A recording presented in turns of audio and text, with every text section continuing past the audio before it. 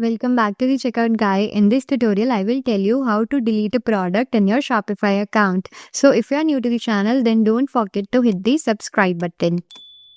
So here in the catalog, I want to delete this product from my Shopify account.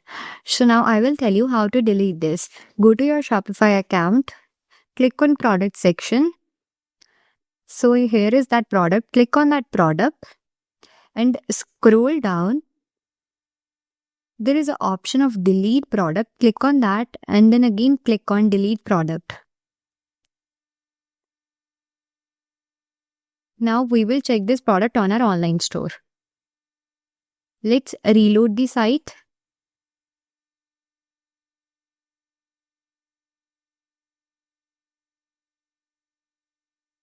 So here you can see now product is not there. It has been deleted. So that's it. You have successfully deleted a product in your Shopify account.